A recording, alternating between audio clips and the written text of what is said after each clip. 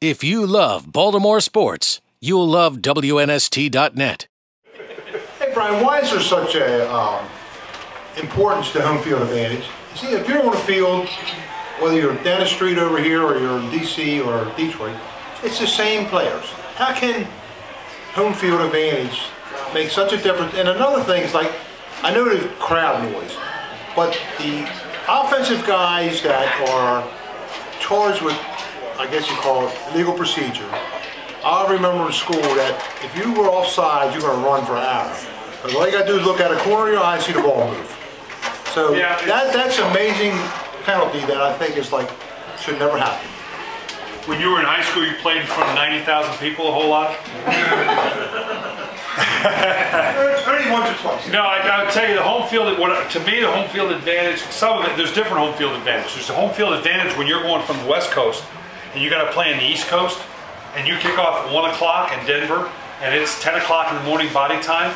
That's a home field advantage for the East Coast team. That's why it's hard for West Coast teams to go to the East, and those numbers are played out.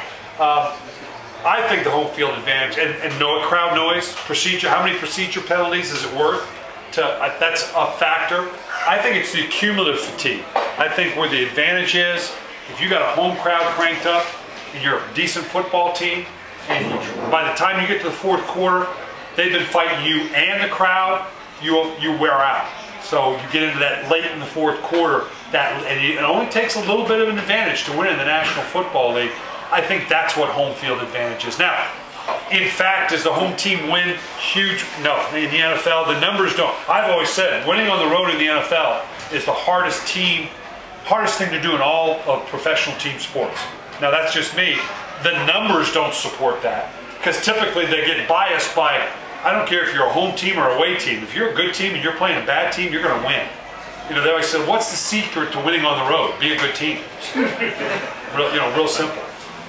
So the numbers don't bear it out, but I think winning on, because of that emotional fatigue and how little it takes to win, the difference between winning and losing this league, I think it's emotionally, and particularly 3 weeks in a row, maybe on the road, 2 weeks in a row. We just talked about it. Not so much for Brett Favre this week, but how emotionally worn out. I'm going to be interested to see how Brett Favre plays, good or bad this week, how they play as a team and how Brett plays the next week, because this is going to be an emotionally draining week for him.